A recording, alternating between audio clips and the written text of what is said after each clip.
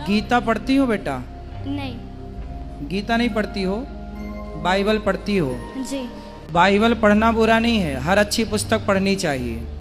हम किसी के धर्म को गलत नहीं कहते। गुरुजी, इनका विवेक तो इतना खत्म हो गया कि अपना घर छोड़ के उसके यहाँ चली गई जहाँ चर्च है। वहाँ की 2 महिलाएं हैं, वही इनको बुलाती हैं और ये चली गई।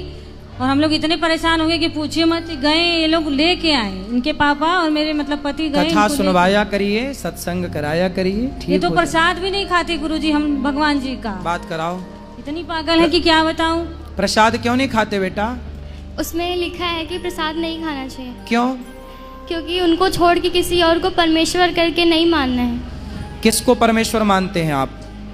यीशु मसीह। प्रसाद भी नहीं खाते गुरुजी हम भगवान जी का। बात कराओ। इतनी पागल है कि क्या बताऊं। प्रसाद क्यों नहीं खाते बेटा? उसमें लिखा है कि प्रसाद नहीं खाना चाहिए। क्यों? क्योंकि उनको छोड़ के किसी और को परमेश्वर करके नहीं मानना है। किसको परमेश्वर मानते हैं आप? यीशु मसीह। आप यीशु मसीह को परमेश्वर मानते हैं जी। और कृष्ण को क्या? तो आप कहीं क्रिश्चियन चर्च में भी जाती हो क्या? जी, एक बार गई थी। तो क्या देखा वहाँ, क्या पाया वहाँ? वहाँ पे ऐसे ही सब वचन पढ़ते हैं और प्रेयर करते हैं। माइक पास में लो ना। वहाँ पे सब ऐसे ही वचन पढ़ते और प्रेयर करते हैं। क्या प्रेयर करते हैं? मुझे पूरी नहीं आती, थोड़ी बहुत आती है। जितनी आती उतना बताओ। अब वो उनके सामने जाके और वो बाइबल का एक वचन रखते हैं और उसको बोलते हैं। कौन सा वचन बोल के बताओ। क्या ही धन्य है वह पुरुष जो दुष्ट की युक्ति पर नहीं चलता, ना पापियों के मार्ग में खड़ा होता है, ना ठट्ठा करने वाली की मंडली में बैठता है, परंतु वह तो यहोवा की व्यवस्था से प्रसन्न रहता है और उसकी व्यवस्था पर रात दिन ध्यान करता है। वह उस वृक्ष के समान है जो बहती नालियों के किनारे लगाए गए और अपने ऋतु में फैलते हैं, जिसके पत्ते कभी मुरझाते नहीं। इसलिए जो कुछ वह पुरुष करे वह सफल होता है। दुष्ट लोग ऐसे नहीं होते, उस भूसी के समान होते हैं जो पवन से उड़ाई जाती है। इस कारण दुष्ट लोग में अदालत में स्थिर न रह सकेंगे, न पापी धर्मी की मंडली में ठहरेंगे, क्योंकि वह धर्मियों का मार्ग जानता है, परंतु उन दुष्टों का मार्ग नाश हो जाएगा। यीशु मसीह को परमेश्वर मानते हैं और कृष्ण को क्या मानते हैं? जी, मानती थी। मानती थी जी। अब नहीं मानते? क्यों नहीं मानते? जब से बाइबल पढ़ने लगी तब से छोड़ दिया।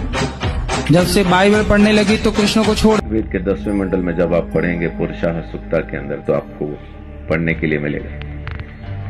परमेश्वर को पहचाने कैसे कि वो मेरे लिए मर रहा है, उसके बारे में लिखा है कि अश्वमेघ यज्ञ का घोड़ा जिस तरह से अलग किया जाता है, वैसा ही वो पुरुष भी जब बलि किया जाएगा अलग किया जाएगा, और उसके सिर पे कांटों का गुच्छा सिर्फ इसलिए रखा जाएगा ताकि आप पहचान पाएं ये है वो मुक्तिदाता जो मेरे लिए मरता।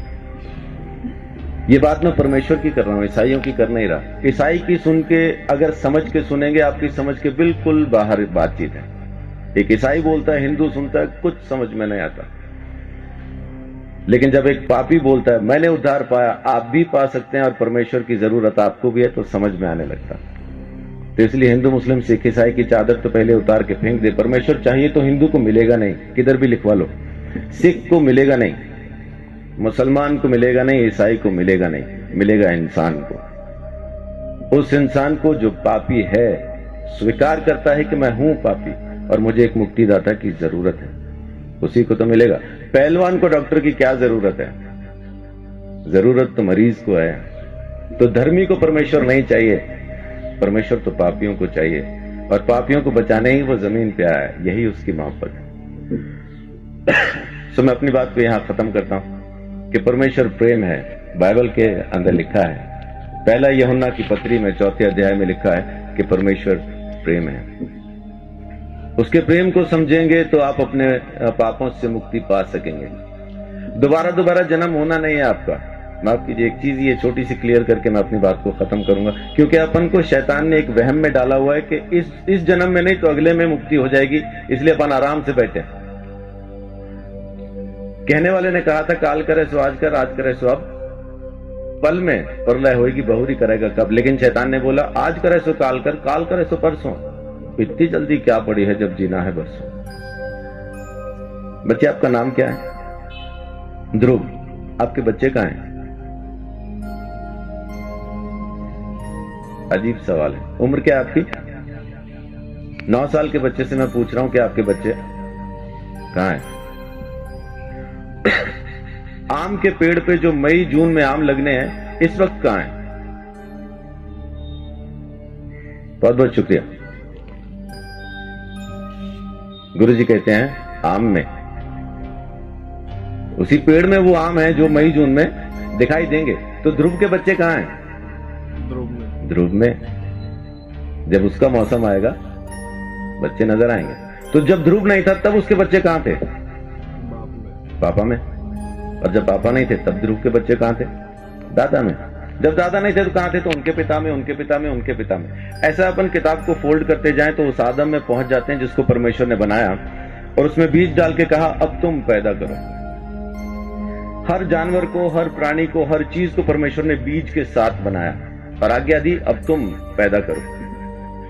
तो जब परमेश्वर ने आदम को बनाया हम आदम में थे। जब परमेश्वर ने आदम को यह आज्ञा दी ये फल न खाना तब हम आदम में थे। जब आदम ने आज्ञा तोड़ी तब हम आदम में थे। जब आदम परमेश्वर से अलग हुआ तब हम आदम में थे। इसी तरह से हम परमेश्वर से अलग हो गए। हमने किया कुछ नहीं, खाया पिया कुछ नहीं, गिलास तोड़ा 12 आना किया आदम ने, अलग हम हो गए। वेदों में लिखा है कि बच्चा पैदा होते ही पाप के हाथ में सौंप दिया जाता।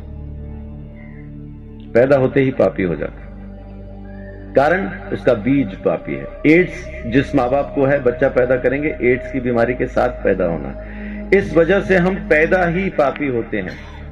इसलिए हमें मुक्ति की जरूरत है। और अगर मुक्ति हम खुद ले सकते होते तो मुक्ति दाता शब्द कभी आता नहीं। देने वाला हमको जरूर चाहिए, वो एक ही है। परमेश्वर ने हमारे लिए मुक्ति का रास्ता खोला, स्वयं हमारे लिए बलिदान दिया ताकि हम हमारे गुनाह से आजाद हो जाएं। ये उसकी मोहब्बत नहीं तो और क्या है। तो उसकी मोहब्बत से आप अभी इसी वक्त मुक्ति पा सकते हैं। आपको जन्मों का इंतजार करना नहीं, क्योंकि यही एक जन्म है, दोबारा होगा नहीं। आज के बाद दोबारा हम कभी पैदा नहीं होंगे। ये पहला और आखिरी जन्म है। मुक्ति मिलेगी तो अब, नहीं मिलेगी तो कभी नहीं। तो परमेश्वर प्रेम है, उसके प्रेम को समझें, उसके दिए हुए उद्धार को समझें। यीशु मसीह ने मेरे लिए मेरे सारे दंड को सह लिया और मेरे गुनाहों से मुझे आजाद किया। ये काम उसने आपके लिए भी किया है, बस आपको स्वीकार करना है। परमेश्वर आप सबको बहुत आशीष दे। बड़ी बात।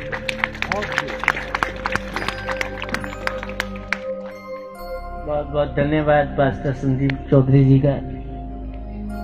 मेरे सवाल का इन्होंने बड़े सरल रूप में उत्तर दे दिया। और अगर यही चीज हम सभी के समझ में आ जाए तो हमारा भटकाव खत्म हो जाए। मैं इनका बहुत बहुत धन्यवाद करता हूं कि इस गुरुदेव के रचित सर्वधर्म सम्मेलन के अंदर आपने पहुंचकर इस उत्सव की शोभा बढ़ाई है।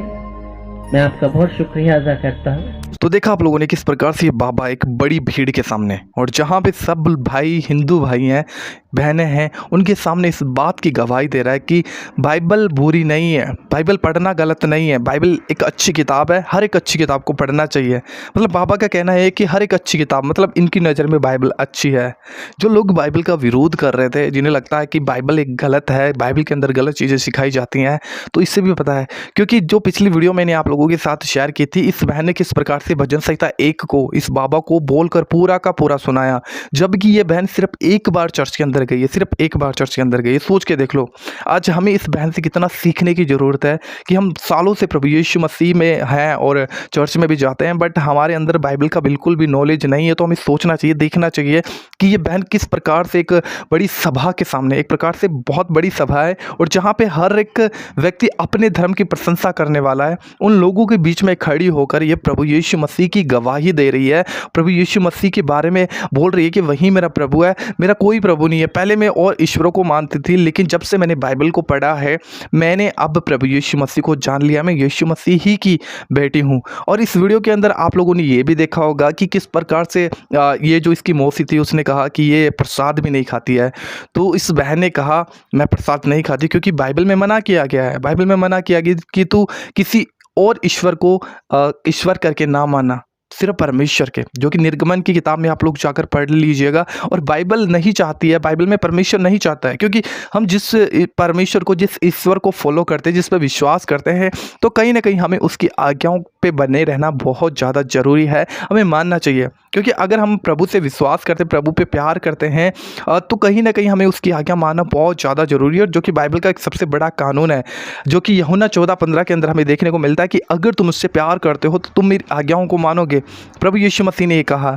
तो हम अगर यीशु मसीह पे विश्वास करते हैं तो हमें उसकी आज्ञा मानना चाहिए, जो कि इस बहन के अंदर, इस बड़ी सभा के अंदर देखने को मिल रहा है कि किस प्रकार से इसने प्रभु यीशु मसीह को चख लिया थोड़े से समय में। जबकि इस बहन का कहना है कि सिर्फ एक बार चर्च के अंदर गई, भजन संहिता पूरी याद करना, इतनी बड़ी भीड़ में प्रभु की गवाही देना, यहाँ तक कि बाबा भी हैरान हो गया, उसका मुंह देखने वाला था उस समय कि मैं क्या बोलूँ। क्योंकि जब इस बहन ने भजन संहिता 1 को बोला था, जब पढ़ा था, तो ये बाबा कुछ ऐसे ऐसे सवाल करने लगा जो खुद कंफ्यूज होने वाली बात है। क्योंकि सच में बाइबल जो शिक्षा देती है, अगर उस शिक्षा को कोई फॉलो करे, कोई विश्वास करे, उस शिक्षा पे चले, तो सच में वो मनुष्य एक धार्मिक जीवन जी पाता है, प्रभु को खुश करने वाला जीवन जी सकता है। लेकिन इस संसार के अंदर हम लोग देखते हैं कि इस प्रकार से बुराई से भी लोग प्रसन्न रहते हैं, बुरा करने के बाद भी उन्हें रिग्रेट नहीं होता कि मैंने बुरा किया है। लेकिन बाइबल जब व्यक्ति पढ़ता है तो उसे पता चलता है कि मैं क्या हूँ और मैं कैसा हूँ, मेरे अंदर क्या है। वो इंसान बहुत भली भांति अच्छे तरीके से इस बात को समझ पाता है। एंड इस बहन को देखकर हमें बहुत कुछ सीखना चाहिए कि किस प्रकार से इस बहन ने इतनी बड़ी भीड़ के सामने प्रभु यीशु मसीह को स्वीकार किया है, जो कि मैंने पिछली वीडियो में आप लोगों को डिटेल में बताया, बाइबल के वचन से बताया। आप लोग जरूर जाकर उस वीडियो को देखिएगा, जो मैंने डिस्क्रिप्शन में लिंक दिया है, आई बटन पे भी आपको मिल जाएगा। प्लीज़ जरूर जाकर उस वीडियो को देखिएगा और इस वीडियो को ज़्यादा से ज़्यादा शेयर कीजिए, खासकर उन लोगों के साथ जो आज भी यीशु मसीह से दूर है, जिन्हें लगता है कि यीशु मसीह धर्म बदलने के लिए आया। ये बहन सिर्फ एक बार चर्च के अंदर गई है, एक बार चर्च के अंदर गई है। और ये वीडियो अगर आप पूरा देखना चाहते हो तो मैं कोशिश करूंगा कि इसके पार्ट बाय पार्ट मैं आप लोगों के साथ शेयर कर सकूं, बिकॉज जो कॉपीराइट का एक बहुत बड़ा इश्यू है यूट्यूब के ऊपर, जिसके चलते आपको पूरी वीडियोज हम लोग नहीं दिखा सकते। अदरवाइज मैं कोशिश करूँगा कि जो भी इस वीडियो में बहुत ज़्यादा इंपॉर्टेंट है वो मैं आप लोगों के साथ शेयर कर सकूँ। एंड आप लोग ज़रूर सपोर्ट कीजिए, इस वीडियो को ज़्यादा से ज़्यादा शेयर कीजिएगा एंड अपनी राय ज़रूर कॉमेंट बॉक्स में लिखिएगा। एंड इतनी गर्मी में मैं आप लोगों के लिए वीडियो बना रहा हूँ, जो कि आप लोग देख रहे हो कितना पसीना आ गया है। सो आप लोग ज़रूर सपोर्ट करिए एंड इस बहन के लिए एक लाइक ज़रूर कीजिएगा, जो कि किस प्रकार से आज हज़ारों नहीं लाखों लोग भी इस बहन को सुन रहे हैं, देख रहे हैं, वो जान रहे कौन है यीशु मसीह। और ये प्रचार करने वाली बात है, लोग देखते हैं यीशु मसीह बाइबल कौन है, लोग इंटरेस्ट लेते हैं और पढ़ना शुरू करते हैं और यीशु मसीह को जानते हैं। तो एक बहुत बड़ा सुसमाचार प्रचार हुआ है इस बहन के द्वारा। सो प्लीज़ आप लोग इस वीडियो को शेयर कीजिए। मिलते हैं किसी और वीडियो में। प्रभु आप सभी को बहुत आशीष दे। जय मसीह की। God bless you.